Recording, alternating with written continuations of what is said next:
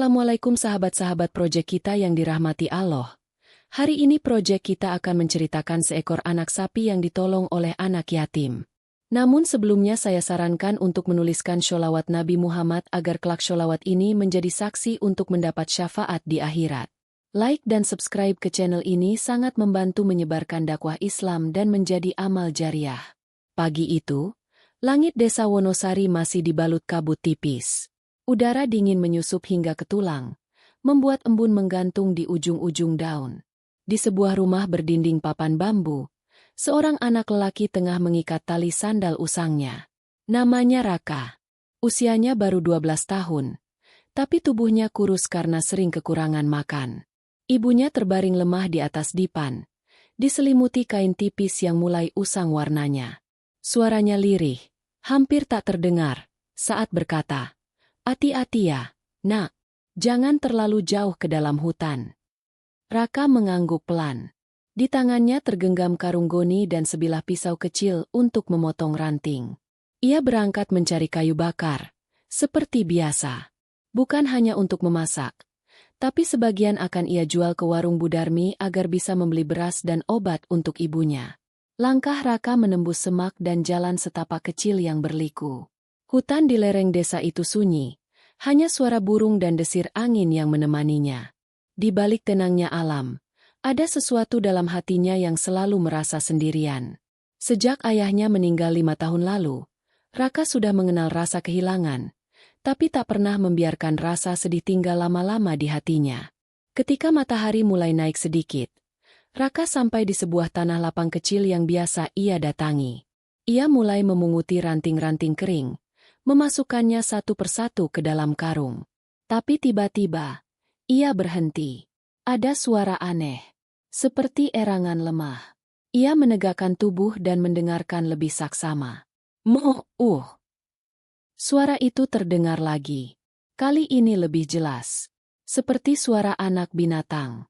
Raka menoleh ke kanan, ke arah semak lebat yang menjuntai. Dengan hati-hati, ia mendekat. Langkahnya pelan, penuh rasa ingin tahu. Ia menyibak ranting dan daun-daun menjalar, lalu mendapati sesuatu yang membuat matanya membesar. Seekor anak sapi. Tubuhnya putih, lehernya kecil dan gemetar. Salah satu kakinya terjerat akar pohon, dan matanya basah. Pandangannya penuh ketakutan, tapi tidak liar. Ia hanya meringkuk di sana, seolah menanti bantuan yang tak kunjung datang. Raka menatap makhluk kecil itu tanpa kata. Dalam hatinya timbul pertanyaan. Dari mana datangnya anak sapi ini? Tak mungkin ada sapi sejauh ini masuk ke dalam hutan. Dan mengapa ia sendirian?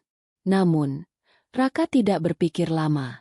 Ia meletakkan karungnya, lalu jongkok pelan di dekat anak sapi itu. Dengan hati-hati, ia meraih akar yang melilit kaki binatang itu. Akarnya keras dan dalam, membuat anak sapi itu mengerang lagi. "Tenang, aku tolongin. Jangan takut ya," bisik Raka lirih. Tangan kecilnya bekerja pelan-pelan, menyayat akar dengan pisau kecil. Butuh waktu lama, karena akar itu kuat dan melilit hingga 2 putaran. Sementara itu, anak sapi terus memandang Raka, seolah tahu ia sedang ditolong. Raka tak tahu bahwa dari titik inilah takdir hidupnya mulai berubah. Akar itu akhirnya terlepas setelah Raka berjuang memotongnya dengan penuh kesabaran. Anak sapi itu menggerakkan kakinya perlahan, mencoba berdiri. Kakinya tampak lemah, dan tubuhnya sedikit goyah. Tapi ia berhasil tegak meski hanya sebentar. Raka mengusap lembut kepala anak sapi itu, seolah ingin menyampaikan bahwa semuanya akan baik-baik saja. "Nah, kamu udah bisa berdiri. Tapi, kamu ini dari mana?" Gumam Raka. Ia melihat sekeliling, berharap ada tanda-tanda jejak kaki sapi lain atau manusia. Tapi tanah hutan terlalu kering, dan semak belukar di sekitar terlalu rapat. Tak ada jalur yang jelas. Ia menoleh ke anak sapi yang mulai melangkah pelan, tapi setiap kali berjalan 2 langkah, anak sapi itu berhenti dan menoleh ke arah Raka, seperti tak ingin ditinggal sendiri. Raka menghela napas pelan. Ia tahu jika anak sapi ini dibiarkan di sini, nasibnya bisa berakhir buruk. Bisa dimangsa binatang buas, atau mati kelaparan. Meski masih ragu, Raka memutuskan untuk mengantar anak sapi itu keluar dari hutan. Ia mengikatkan seutas tali dari karung ke leher anak sapi, lalu menariknya perlahan. Langkah mereka berat. Jalan setapak itu semakin tak jelas. Matahari pun mulai tertutup awan. Suasana menjadi dingin dan gelap lebih cepat dari biasanya. Raka mulai merasa ada yang salah. Beberapa kali ia berbalik arah, mencari jalan pulang, tapi semua terlihat mirip. Pohon-pohon besar berdiri rapat, dan suara burung mulai jarang terdengar. Yang tersisa hanya desir angin dan suara daun-daun yang bergesekan. Kita nyasar ya? Bisik Raka pada dirinya sendiri. Ia mencoba tetap tenang. Anak sapi itu merintih pelan. Suaranya lemah. Raka merogoh kantongnya, mengambil botol air yang hanya tersisa separuh. Ia buka tutupnya, lalu menuangkan air ke telapak tangannya dan menyodorkan ke mulut anak sapi. Binatang itu menjilat airnya perlahan, haus dan lelah. Tenang, kita pasti nemu jalan pulang. Aku janji, kata Raka lirih, lebih kepada dirinya sendiri. Langkah mereka terus menyusuri jalan yang entah kemana. Hingga akhirnya, dari kejauhan, Raka melihat cahaya kecil, seperti sinar matahari yang memantul pada sesuatu. Ia segera menuju ke arah itu. Semak mulai menipis. Pohon-pohon berjarak lebih longgar. Dan benar saja, di balik rimbunan terakhir, terbentang padang ilalang yang luas. Di kejauhan, terlihat rumah-rumah kecil, kebun-kebun, dan suara kambing dari kejauhan. Raka tertegun. Ia tidak kembali ke bagian hutan yang biasa ia lalui. Ia keluar ke sisi lain desa, tempat yang belum pernah ia datangi. Ia berdiri di sana, bersama anak sapi yang tetap mengikuti langkahnya. Angin sore meniup rambut Raka yang basah oleh keringat. Ia belum tahu bahwa di balik hamparan ilalang itu, hidupnya akan berubah secara perlahan. Raka berdiri mematung di tepi padang ilalang. Anak sapi di sampingnya mengendus tanah, lalu menyandarkan tubuhnya ke kaki Raka seolah merasa aman. Dari kejauhan, rumah-rumah penduduk mulai tampak. Tapi yang paling mencolok adalah satu rumah besar di ujung ladang, beratap merah dan berpagar besi. Langkah Raka perlahan menapaki jalan tanah menuju ke sana. Ia yakin anak sapi ini pasti berasal dari desa sebelah. Mungkin saja rumah besar itu milik seseorang yang punya peternakan. Ia terus berjalan, melewati kebun dan kandang kosong, hingga sampai di depan pagar besi tinggi yang setengah terbuka. Tepat ketika ia akan memanggil, terdengar suara laki-laki tua dari balik halaman. Siapa itu? Mau apa kamu bawa-bawa anak sapi ke sini? Seorang pria bertubuh besar dengan kumis tebal berdiri di teras, mengenakan sarung dan kaos dalam. Tatapannya tajam, suaranya keras. Raka menelan ludah. Permisi, Pak. Saya nemuin anak sapi ini di hutan. Kakinya terjerat akar. Jadi saya tolongin. Barangkali ini milik Bapak. Pria itu mendekat cepat. Wajahnya penuh kecurigaan. Ia melihat anak sapi itu dari dekat, lalu mendadak terdiam. Wajahnya berubah. Ini anak sapi lembu putih. Katanya setengah berteriak. Kemarin sore hilang. Saya sudah suruh orang cari kemana-mana. Saya pikir udah dimakan macan.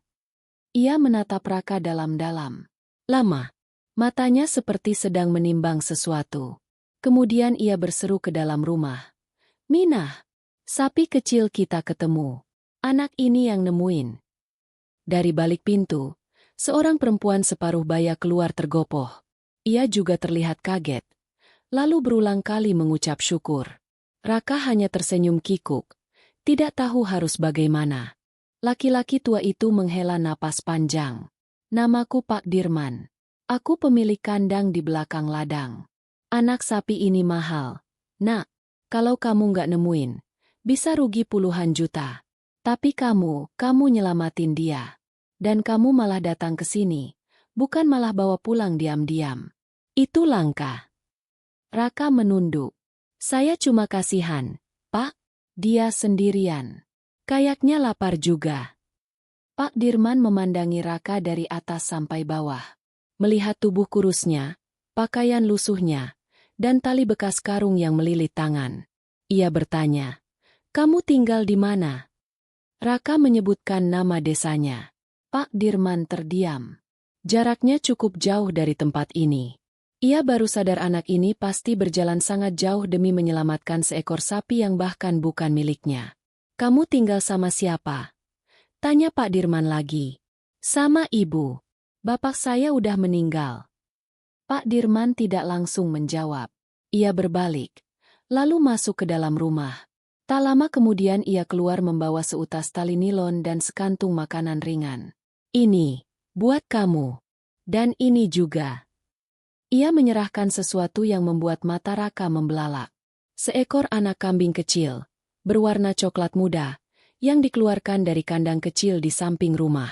Sebagai tanda terima kasih. "Kamu jaga baik-baik. Kalau kamu bisa rawat dia, kelak bisa jadi awal rezekimu sendiri." Raka masih berdiri bingung. Tapi senyumnya muncul perlahan. Ia tidak tahu apa yang harus diucapkan selain, "Terima kasih, Pak." Anak sapi itu sudah kembali ke pemiliknya. Tapi Raka tidak pulang dengan tangan kosong. Ia membawa pulang teman baru, dan mungkin awal dari perubahan besar dalam hidupnya. Langit mulai menguning ketika Raka tiba kembali di desanya. Langkahnya perlahan, tapi hatinya terasa ringan. Anak kambing coklat itu digendong di pelukannya. Sesekali mengembik pelan. Beberapa warga yang melihatnya bertanya-tanya, tapi Raka hanya membalas dengan senyum. Begitu sampai di rumah, ibunya terkejut melihat anaknya membawa pulang seekor kambing. Dengan suara lirih, ia bertanya, "Itu dari mana, Nak?" Raka meletakkan anak kambing di sudut ruangan lalu duduk di samping ibunya, menceritakan semua dari awal. Tentang hutan, anak sapi, dan rumah besar Pak Dirman. Ibunya mengangguk-angguk pelan, matanya berkaca. "Allah yang membalas kebaikanmu, Raka," bisiknya sambil mengelus rambut anak itu. Hari-hari berikutnya, Raka mulai merawat anak kambing itu dengan telaten. Ia membuatkan kandang kecil dari bambu di belakang rumah. Setiap pagi, ia mengajak kambing itu ke ladang untuk mencari rumput segar. Ia beri nama kambing itu si kecil, karena tubuhnya mungil dan matanya bulat lugu. Ladang yang ia garap sebenarnya tidak luas. Hanya sebidang tanah peninggalan almarhum ayahnya. Selama ini hanya ditanami singkong dan cabai, seadanya. Tapi sejak kehadiran si kecil, entah bagaimana, hasil ladangnya perlahan mulai membaik. Tanaman cabai tumbuh lebih subur. Daun-daunnya lebar, buahnya merah menyala. Singkongnya besar-besar dan tidak berlubang. Bahkan rumput liar jarang tumbuh mengganggu. Raka sendiri tidak menyadarinya. Hingga suatu hari Bu Darmi yang membeli kayu bakarnya berkata, "Ladangmu sekarang subur ya, Kak? Saya lewat kemarin, hijau semua. Padahal yang lain banyak yang kering." Raka hanya tersenyum. Ia belum tahu apa yang sebenarnya terjadi. Tapi sejak menolong anak sapi itu, segala sesuatunya berjalan lebih ringan. Bahkan ibunya mulai terlihat membaik. Wajahnya tidak sepucat dulu, dan ia bisa duduk lebih lama tanpa sesak. Sore hari, saat matahari bersandar di balik bukit, Raka duduk di tepi ladang. Si kecil berada di sampingnya, mengunyah rumput dengan tenang. Angin berembus lembut membawa suara desir bambu dari kejauhan. Dalam hati Raka bergumam, mungkin ini semua bukan kebetulan. Dan dari kejauhan, seekor burung elang melintas di langit, seperti tanda kecil dari langit bahwa kebaikan tidak pernah hilang sia-sia. Seminggu setelah kejadian di hutan, Raka kembali menerima tamu yang tak ia duga.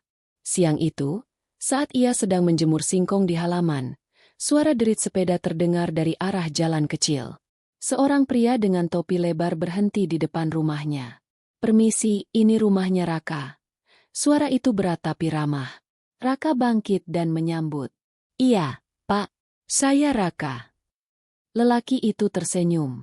"Aku Darto, anak buah Pak Dirman. Beliau nyuruh aku ke sini. Katanya, beliau pengen ketemu kamu lagi. Ada sesuatu yang mau dibicarakan." Raka mengangguk cepat. Tak butuh waktu lama, ia sudah duduk di boncengan sepeda Darto, melewati jalan-jalan sempit desa menuju rumah besar yang seminggu lalu ia datangi. Kali ini, langit cerah, dan jalan terasa lebih bersahabat. Si kecil ia titipkan sebentar pada Bu Darmi, yang rumahnya berada di seberang. Begitu tiba di rumah Pak Dirman, ia langsung disambut hangat. Pak Dirman tampak lebih santai, mengenakan baju batik tipis dan celana panjang kain. Ia mempersilakan Raka duduk di teras, lalu menyuguhkan air jahe dan kue pisang. "Raka, aku sudah pikirkan baik-baik," kata Pak Dirman membuka pembicaraan. "Aku butuh orang jujur dan tekun untuk bantu di kandang. Aku lihat kamu cocok. Kamu mau kerja di sini?" Raka terdiam. Ia belum pernah berpikir sejauh itu. Usianya masih muda, dan ibunya masih butuh dirawat. Tapi sebelum ia menjawab, Pak Dirman melanjutkan. "Kerjanya nggak tiap hari. Cuma 2 kali seminggu. Nggak berat. Cuma bantu ngurus anak-anak sapi dan bersihin kandang.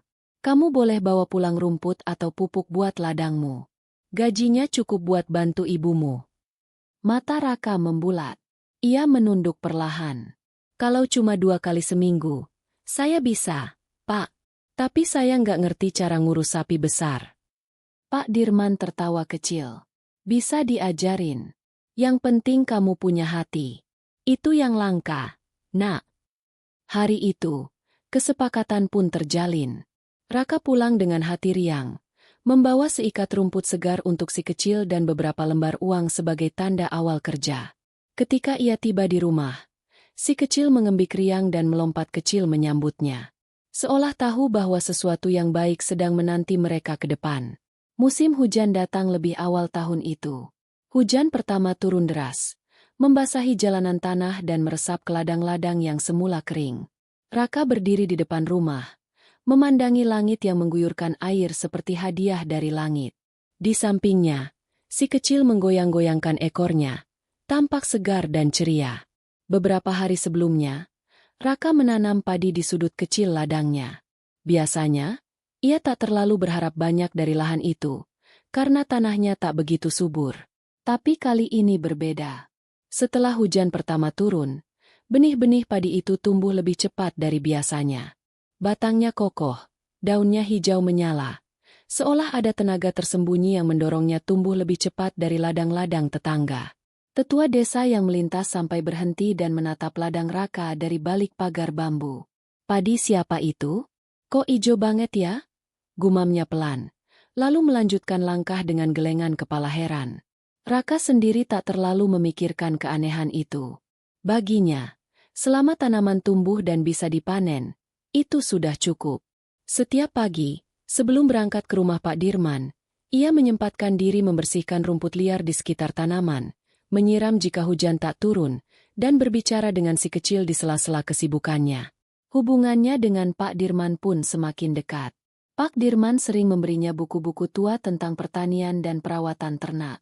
Bahkan suatu siang, setelah mereka membersihkan kandang, Pak Dirman duduk di bawah pohon jambu dan berkata, "Kamu tahu, Kak, banyak orang bisa kerja keras, tapi nggak semua punya keikhlasan.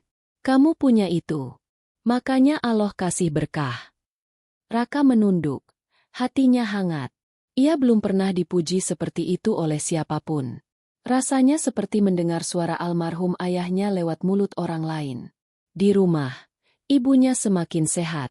Ia sudah bisa mengurus dapur lagi, bahkan mulai menanam bunga di halaman kecil depan rumah. Raka sering mendapati ibunya tersenyum diam saat memandangi si kecil berlari-lari kecil di dekat sumur. Dan suatu pagi, ketika Raka kembali dari ladang, ia menemukan selembar surat dalam amplop coklat terselip di pintu rumah. Surat itu dari kepala desa. Isinya singkat, namun mengejutkan. Kepada Raka, harap datang ke balai desa besok pagi. Ada hal penting yang ingin disampaikan menyangkut bantuan desa dan tanah warisan almarhum ayahmu. Raka menggenggam surat itu erat. Matanya terpaku pada tulisan tangan yang rapi, namun penuh arti. Apa maksud surat itu? Tanah warisan? Bantuan desa? Langit mendung bergeser perlahan, dan di hati Raka, awan pertanyaan mulai bergulung pelan. Pagi di balai desa disambut dengan udara sejuk dan suara ayam berkokok dari kejauhan. Raka berjalan pelan, mengenakan baju paling rapi yang ia punya. Sepasang sandal jepitnya sudah agak aus, tapi ia melangkah mantap. Di tangannya, surat dari kepala desa masih tergenggam erat. Begitu tiba, ia melihat Pak Lurah sudah menunggu di serambi, duduk bersama seorang pria tua berkacamata bulat dan mengenakan kopiah. Pria itu membawa map tebal dan tas kulit yang lusuh.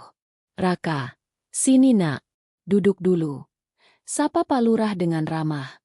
Raka menunduk sopan, duduk di kursi kayu yang disiapkan. Hatinya deg-degan. Di sisi lain, si kecil ia ikat di bawah pohon jambu depan balai, mengembik kecil seolah ikut penasaran. Pak Lurah membuka pembicaraan. "Jadi begini, Kak, ini Pak Budi. Dulu pernah kerja sama almarhum bapakmu. Beliau datang kemarin membawa berkas penting. Ada yang perlu kamu tahu." Pak Budi membuka mapnya perlahan. Kertas-kertas di dalamnya tampak tua, sebagian mulai menguning. Ia mengeluarkan selembar dokumen dan meletakkannya di meja. "Inilah surat kepemilikan ladang di belakang rumahmu. Dulu, almarhum bapakmu membeli tanah tambahan, tapi belum sempat mengurus balik nama sebelum beliau wafat. Sekarang, setelah bertahun-tahun, surat ini baru ditemukan kembali di berkas lama kantor desa." Raka memandang lembaran itu. Tangannya gemetar saat menyentuhnya. Ia mengenali tanda tangan ayahnya di pojok bawah. "Ini berarti ladang itu milik kami?" tanyanya pelan. Pak Budi mengangguk. "Iya, nak. Dan bukan cuma itu. Ladangnya luas. 3 kali lipat dari yang sekarang kamu garap. Letaknya di sebelah timur, yang sekarang ditumbuhi semak dan tak terurus." Raka tercenung. Ia tahu tempat itu. Setiap kali lewat jalan kecil menuju hutan, ia selalu melihat hamparan tanah liar yang dipenuhi alang-alang. Tak pernah ia sangka, tanah itu milik ayahnya. "Mulai hari ini, kamu bisa kelola ladang itu sepenuhnya. Nanti kami bantu bersihkan dan ukur ulang. Kamu tinggal siapkan apa yang mau ditanam," ujar Pak Lurah sambil menepuk pundaknya. Raka menunduk dalam. Matanya panas. Ia tak tahu harus berkata apa. Hatinya dipenuhi rasa syukur, sekaligus bingung kenapa semua ini datang begitu tiba-tiba. Di luar, angin bertiup pelan. Si kecil mengembik, seolah menyambut berita itu dengan riang. Raka berdiri, menggenggam erat dokumen itu di dadanya. Bersama tanah itu, kenangan ayahnya hidup kembali. Dan di antara rerumputan yang akan ia tanam, ada doa yang tumbuh dari kebaikan kecil di tengah hutan, yang perlahan mulai mengubah segalanya. Keesokan harinya, kabar tentang tanah warisan Raka menyebar cepat ke seluruh desa. Beberapa warga yang dulunya tak begitu memperhatikan kini mulai menyapa lebih ramah, bahkan menawarkan bantuan untuk membersihkan ladang yang telah lama terbengkalai. Raka, bersama Pak Dirman dan beberapa pemuda desa, mulai menebas alang-alang di atas tanah baru itu. Si kecil, seperti biasa, ikut menemani, berlari-lari kecil di tepi ladang. Sambil bekerja, Raka tak henti-hentinya mengucap syukur dalam hati. Selama berminggu-minggu, ladang itu diubah dari semak belukar menjadi hamparan tanah subur. Di tepi barat, Raka menanam pohon pisang. Di bagian tengah, ia mencoba menanam jagung, sementara di sisi timur, ia merambatkan tanaman kacang panjang. Pak Dirman juga tak tinggal diam. Ia menyumbangkan beberapa karung pupuk dan alat cangkul baru. Bahkan, ia membawa 2 anak sapi dari kandangnya dan berkata, "Ini titipan buat kamu rawat. Nanti hasilnya, separuh untukmu." Raka mengangguk mantap. 2 anak sapi itu diberi nama Bima dan Lurik, dan kandangnya dibangun di samping rumah, tepat di sebelah kandang si kecil. Desa Panawen pun perlahan berubah. Beberapa warga mulai mengikuti jejak Raka dengan menanam di lahan kosong mereka. Raka tidak hanya menjadi petani kecil, tapi juga menjadi inspirasi diam-diam bagi pemuda desa lainnya. Ibu Raka juga kini lebih sering tersenyum. Sore-sore, ia duduk di bangku bambu di depan rumah, menyulam kain sambil melihat anaknya memberi makan ternak. Dan suatu pagi, ketika Raka sedang mencabuti rumput liar di sela tanaman jagungnya, datanglah seorang lelaki berpakaian rapi, mengendarai sepeda motor. Ia turun dan langsung berjalan ke arah Raka. Permisi. Apakah ini ladang milik Raka? Tanyanya sopan. Raka berdiri, mengusap keringat dari dahinya. Iya, saya Raka. Lelaki itu mengeluarkan kartu nama dari saku bajunya. Saya Ardi, dari Koperasi Tani Kabupaten. Kami mendengar cerita tentang ladang ini dari Pak Dirman. Kami tertarik untuk bekerja sama dalam program kemitraan hasil tani. Raka menatap kartu nama itu. Keningnya mengernyit. Ia tak paham sepenuhnya maksud lelaki itu. Tapi satu hal ia tahu, pintu-pintu baru mulai terbuka. Dan semua bermula dari satu langkah kecil, saat ia memilih menolong makhluk kecil di tengah hutan. Hari-hari berlalu dengan cepat. Ladang Raka kini hijau penuh tanaman. Jagung-jagung berdiri tegak, kacang panjang merambat subur, dan pohon-pohon pisang mulai menampakkan jantungnya. 2 anak sapi, Bima dan Lurik, tumbuh sehat di kandang bambu yang sederhana tapi bersih. Koperasi tani dari kabupaten rutin datang 2 minggu sekali. Mereka membantu memasarkan hasil panen dan memberi pelatihan tentang cara bercocok tanam yang lebih efisien. Nama Raka mulai dikenal di desa-desa sekitar sebagai anak muda yang mampu mengubah nasib dengan tangan sendiri dan hati yang tulus.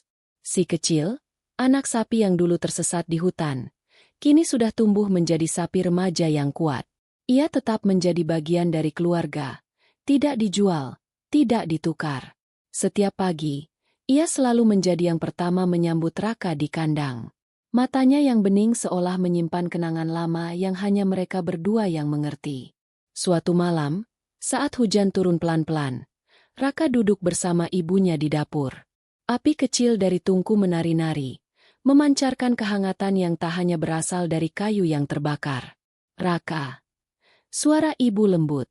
Bapakmu dulu selalu bilang, kalau kita ikhlas menolong makhluk Allah, maka Allah akan menolong kita lewat jalan yang tidak kita sangka.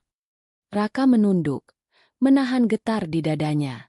Ia memandang ibunya yang kini tampak lebih sehat, lebih ceria. Rumah mereka kini berdiri kokoh dengan lantai semen dan atap baru. Dindingnya dihiasi lukisan alam yang ia dapat dari koperasi sebagai hadiah hasil panen terbaik bulan lalu. Saya nggak nyangka, Bu. Dulu rasanya hidup ini sempit sekali. Sekarang, ucapnya lirih. Ibu tersenyum sambil menatap api. Karena kamu nggak pernah berhenti bersyukur. Dan karena kamu pilih sabar, bukan marah. Menolong, bukan mencela. Di luar, angin malam membawa bau tanah basah dan suara jangkrik bersahutan. Di kandang, si kecil mengembik pelan, lalu diam, seolah turut mendengarkan percakapan itu. Raka memejamkan mata sejenak. Ia teringat semua yang telah dilalui. Hutan lebat, malam basah, anak sapi yang ketakutan, tanah warisan ayahnya, dan tangan-tangan ramah yang hadir setelah ia berani berbuat baik.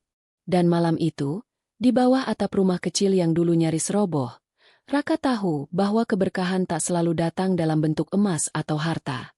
Kadang, ia datang sebagai seekor anak sapi yang tersesat dan seorang anak yatim yang memilih untuk menyelamatkan.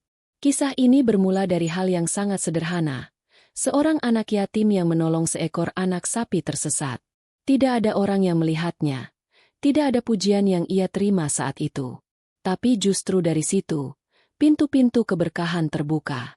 Ladang gersang menjadi subur, hujan datang lebih cepat, ternak berkembang, dan bahkan warisan yang lama terlupakan kembali padanya.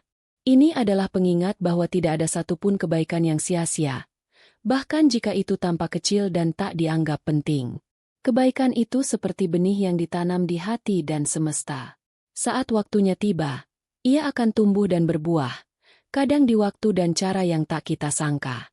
Allah Subhanahu wa Ta'ala berfirman, barang siapa yang mengerjakan kebaikan seberat zarah pun, niscaya dia akan melihat balasannya. Quran Surat Az-Zalzalah 7.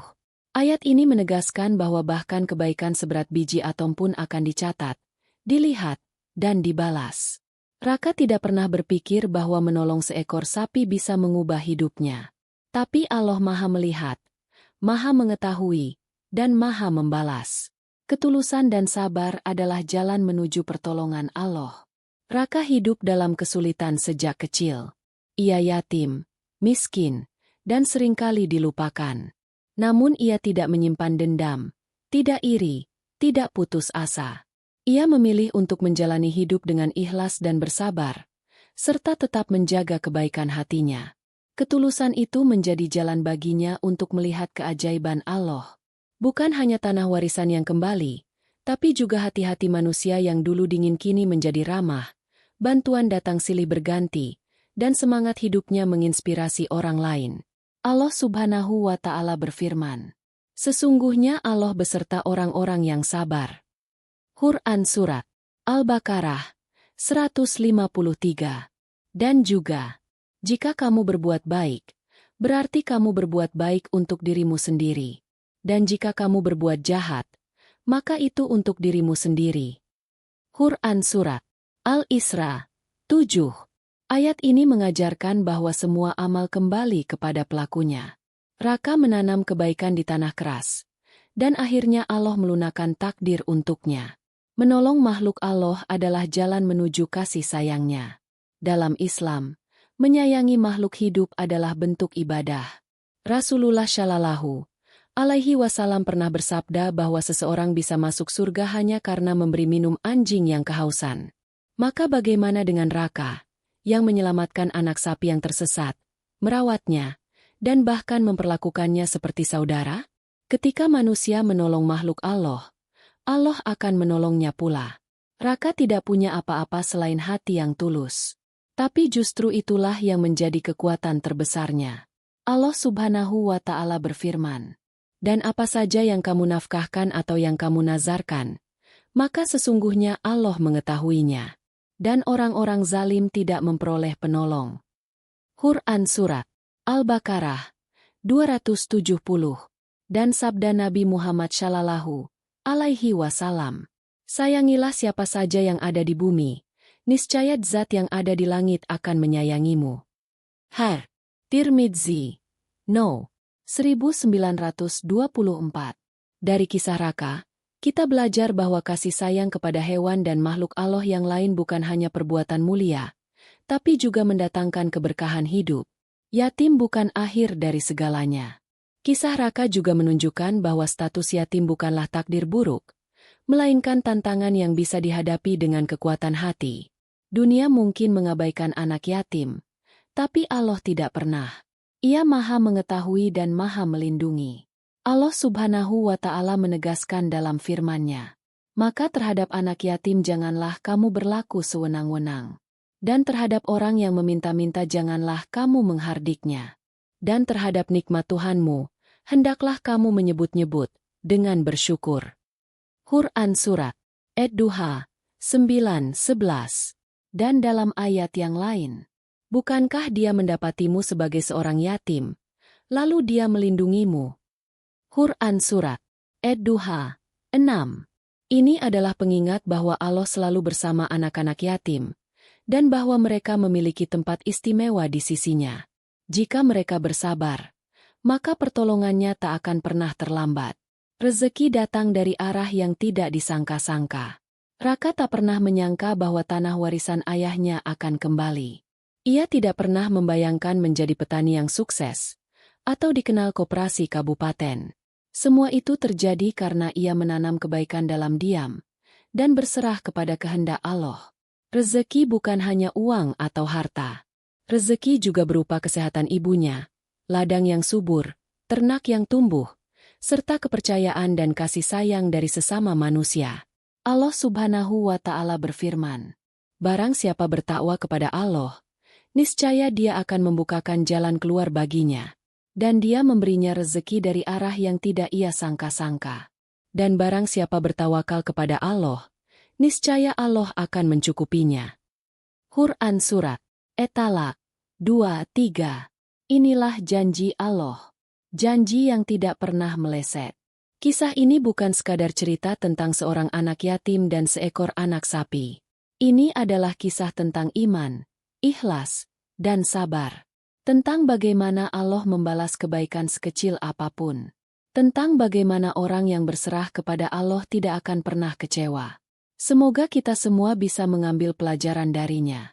Semoga kita semua, dalam segala kesulitan hidup, tidak pernah berhenti berbuat baik, karena mungkin keberkahan hidup kita sedang tumbuh diam-diam, seperti benih di ladang Raka.